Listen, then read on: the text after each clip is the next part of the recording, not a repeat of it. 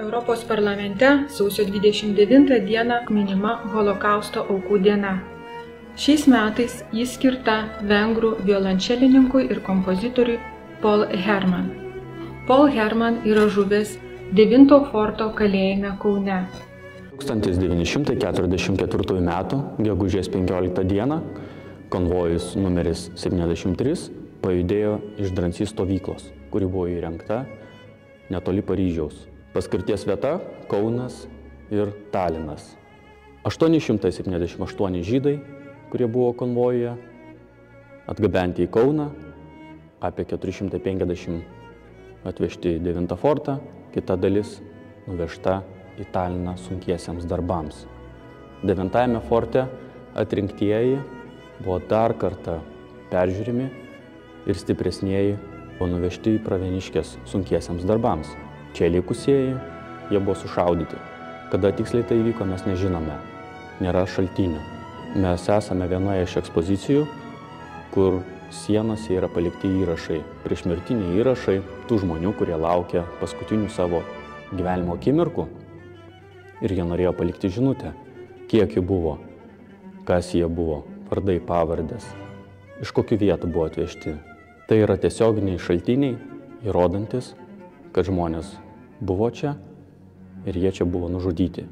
Vienas jų buvo Paul Hermann, vengrų kilmės žydas, violončelistas, kūrė tiek Berlyne, naciams atėjus į valdžią, pasitraukė į Belgiją, vėliau į Prancūziją, į Paryžių, o okupavus nacistiniai Vokietijai Prancūzijos šiaurinę dalį, pasitraukė pietinę dalį, valdoma Vichy režimo.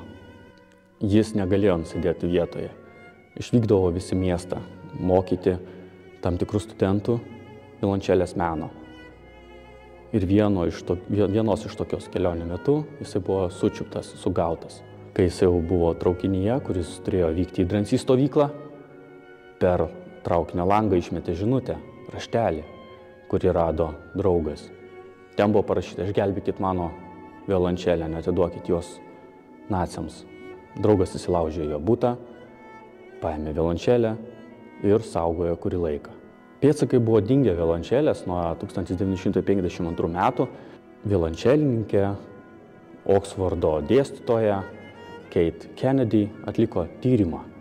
Ir viena iš stotelių buvo Kauno 9 fortas. 2022 metų vasario 24 dieną ji lankėsi čia, paėmė interviu, buvo šitoje vietoje ir sugrojo violončele Bacho kūrinius.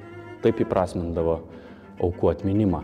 Galiausiai 2024 metų rugsėjį Wigmore Hall koncertų salėje Londone koncertas, kurio metu atlikėjas grojo būtent Paul Hermann violončele, kurios vienoje pusėje buvo parašyta: aš esu muzikos siela. Tai tarsi atgaivino Paul Hermann atminimą, tai tarsi atgaivino patį Paul Hermann visų lankytojų susirinkusių akise ir ausise. Taip pat koncerte dalyvavo ir Paul Hermann dukra, Cornelia Hermann. Taip pat anūkas Paul Van Gastel.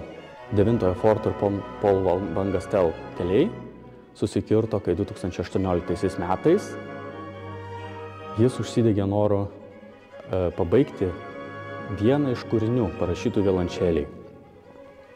Bendradarbiavo su kompozitoriumi iš Italijos Conti ir tai buvo užbaigtas jo senelio Paul Hermann koncertas violončeliai, kurį mes galime išgirsti Kauno 9 forto muziejuje.